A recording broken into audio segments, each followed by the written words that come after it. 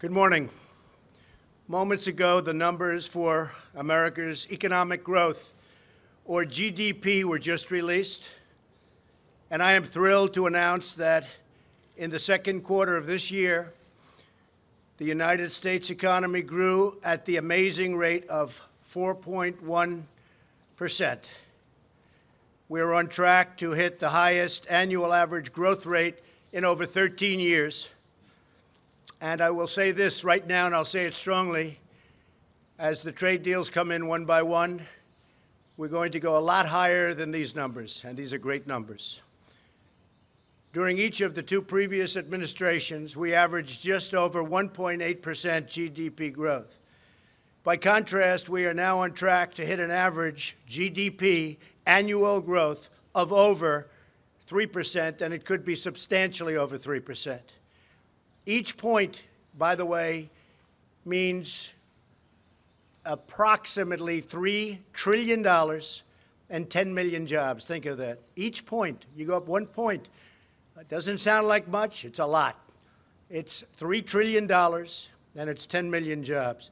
If economic growth continues at this pace, the United States economy will double in size more than 10 years faster than it would have under either President Bush or President Obama.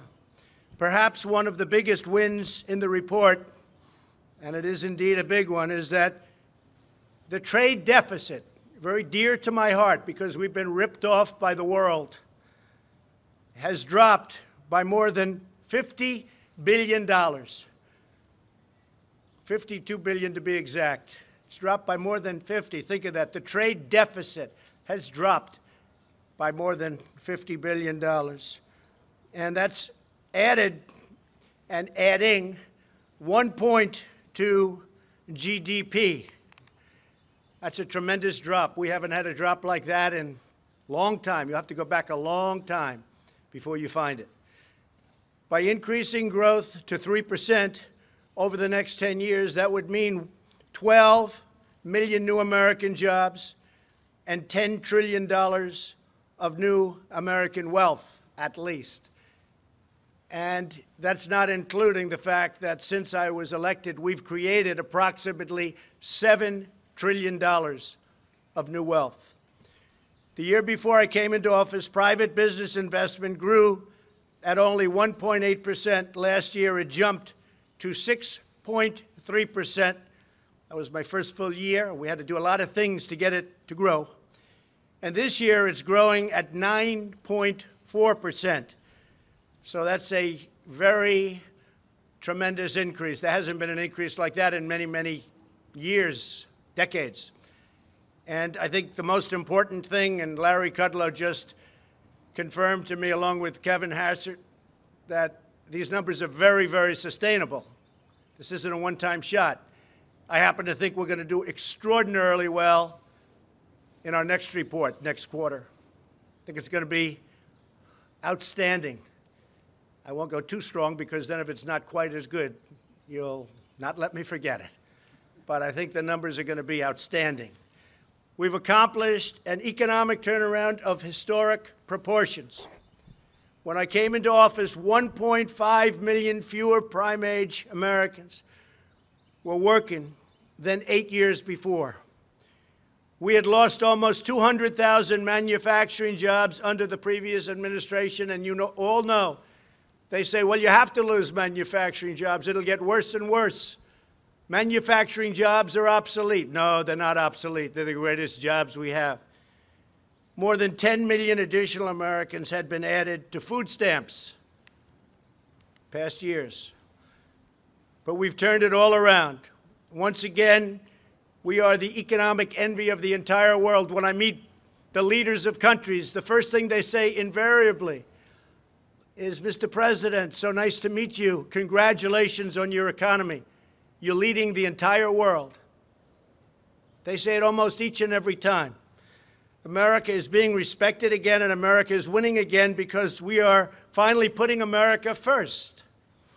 Everywhere we look, we are seeing the effects of the American economic miracle. We have added 3.7 million new jobs since the election. a number that is unthinkable if you go back to the campaign. Nobody would have said it. Nobody would have even, in an optimistic way, projected it. We are in the midst of the longest positive job growth streak in history. New unemployment claims have recently achieved their lowest level in almost half a century. The African-American unemployment rate has achieved the lowest level in recorded history. African-American unemployment is the best it's ever been in the history of our country. The Hispanic unemployment rate has reached the lowest level, likewise, in history. The Asian unemployment rate has recently reached the lowest level, again, likewise, in history. Women unemployment rate recently reached the lowest level in 65 years, and soon that will be in history. Give it another 2 or 3 weeks. Veterans unemployment is at its lowest level in 18 years, and that number is rapidly going up, on top of which we just received and won from Congress choice, where veterans can go out and see a doctor if they can't get service, the service that they deserve. Unemployment for disabled Americans has hit a record low, lowest in history. More than 3.5 million Americans have been lifted off food stamps, something that you haven't seen in decades. 3.5 million Americans have been lifted off food stamps. That's because they were able to go out and get a job, and they're going to love their jobs. 95% of American manufacturers are optimistic about their company's outlook, and that's the highest level also in history, and that's an old survey, been around a long time. Manufacturing wages are expected to rise at the fastest rate in over 17 years. Business and consumer confidence has reached historic highs. So far this year, American exports are up nearly 20%. I've only been here a little more than a year and a half. Over the same period in the year before I took office, we've become a net exporter of natural gas for the first time since 1957. We've gotten rid of tremendous amounts of regulations, which allows us to do things.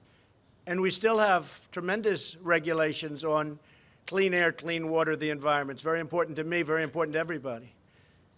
But we had unnecessary regulations that were hurting our economy and hurting our country. We have eliminated a record number of job-killing regulations. And with the help of Republicans in Congress, we passed, without one Democrat vote, the biggest tax cuts and reform in our history. And as you know, the Democrats want to end that and raise everybody's taxes. That will be a disaster for our economy. As a result, more than 6 million Americans are now enjoying new bonuses, better jobs, and far bigger paychecks. Yet every single Democrat voted against the tax cuts, every single one. We didn't get one vote.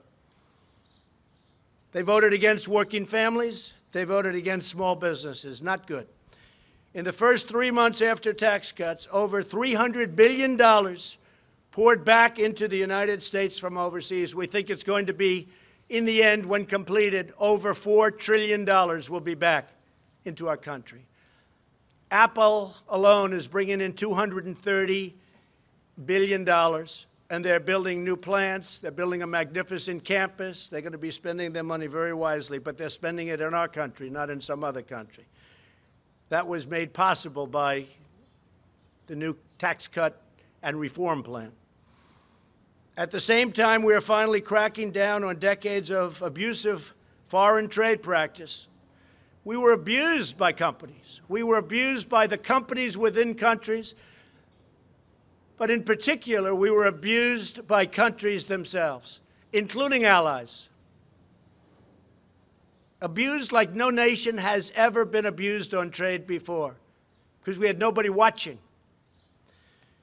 They stole our jobs, and they plundered our wealth. But that ended.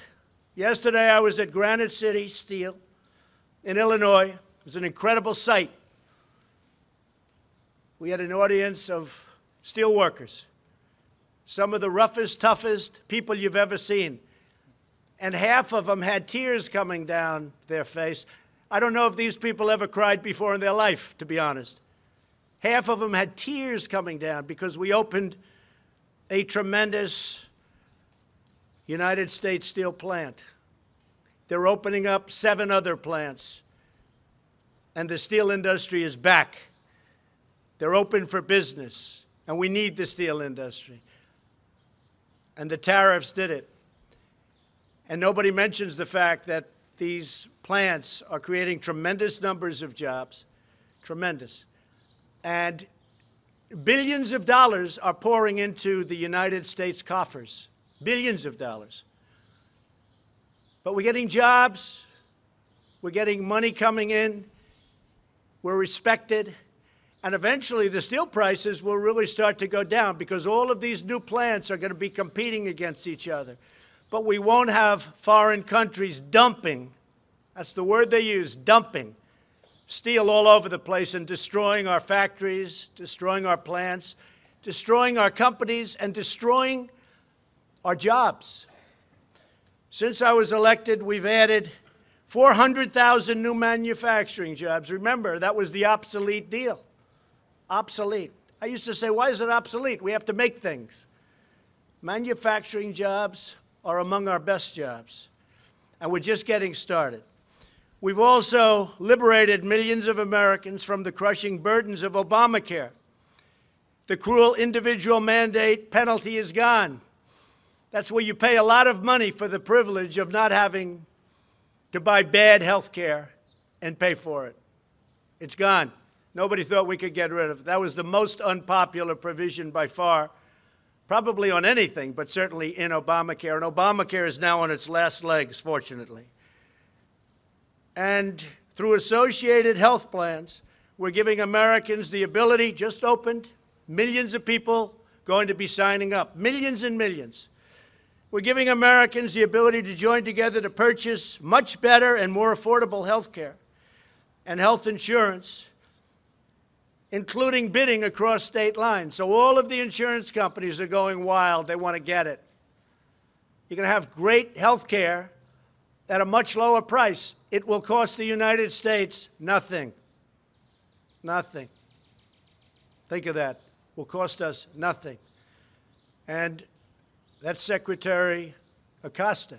Secretary Azar is coming out with another health care plan, somewhat different.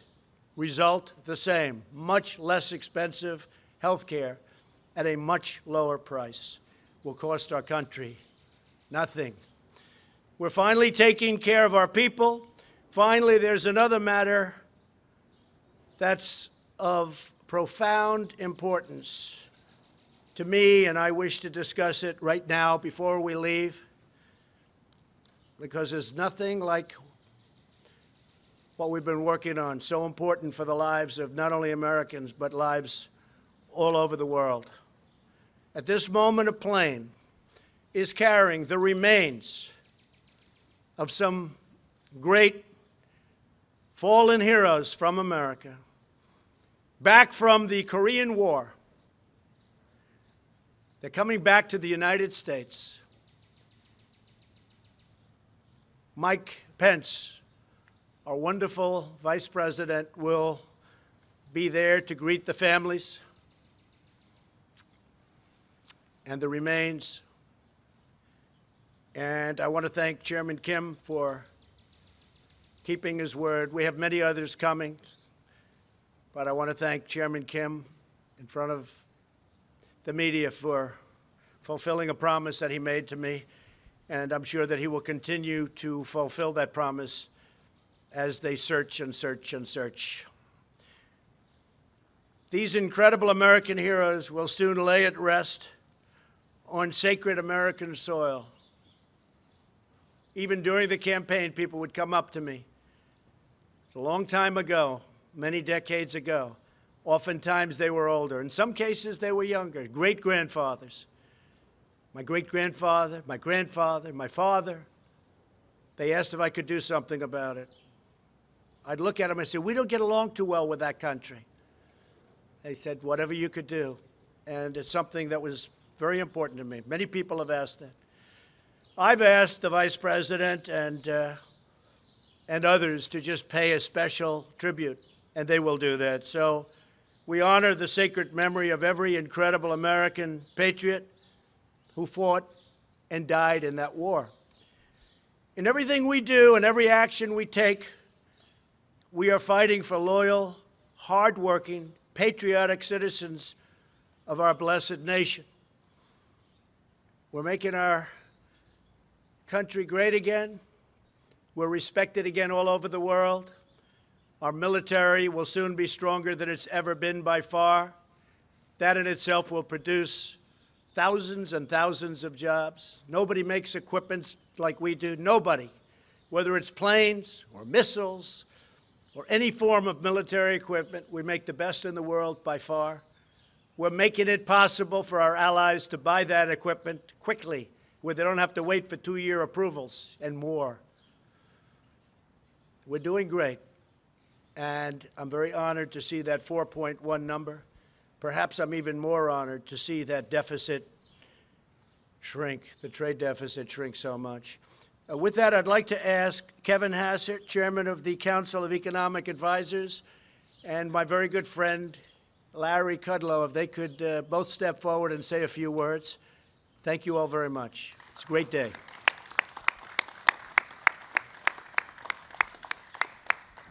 Thank you very much, Mr. President, and thank you for your leadership and for the faith that you put in me when you offered me this job.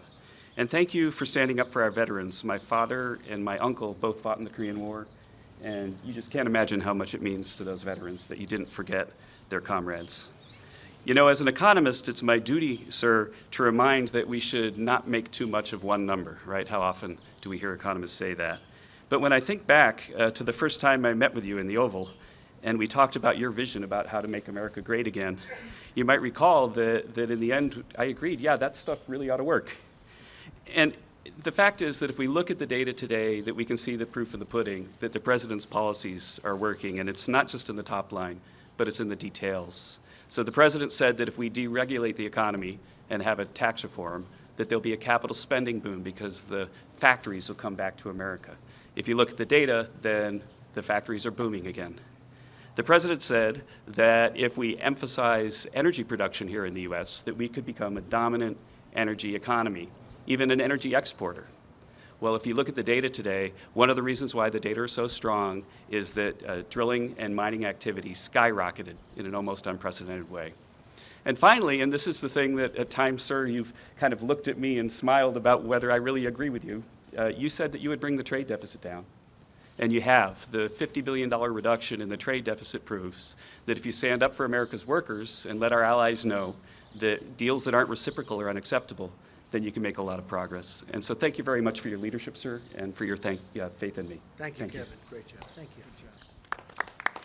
Thank you, sir. Thank you, sir. It's a little warm out here, so I'll be as quick as I can. I want to reiterate what the President said and my pal Kevin Hassett. Look, we've had a pro-growth agenda. It has been in place for a short while. It is already beginning to work.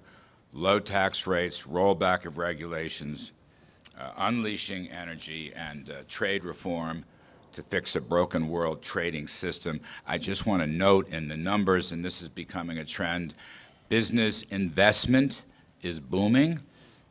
9 to 10% growth in the first half of this year. I believe that's going to continue. Why do I talk about business investment? Well, that's the key to productivity, which is the key to growth, which is the key to rising real wages and very strong jobs, a point that Kevin and I made during the campaign 1,000,000 times, and we continue to make it. These tax cuts, particularly on the business and investment side, are going to be boosting wages, livelihoods, and jobs for middle American, ordinary working folks. And it's starting to take effect, and that's why I agree with the President. This is a boom that will be sustainable. Frankly, as far as the eye can see, this is no one-shot effort. So that's me. Thank you, sir. Appreciate it very much. Thank you. Thank you. Thank you very much, everybody. Thank you.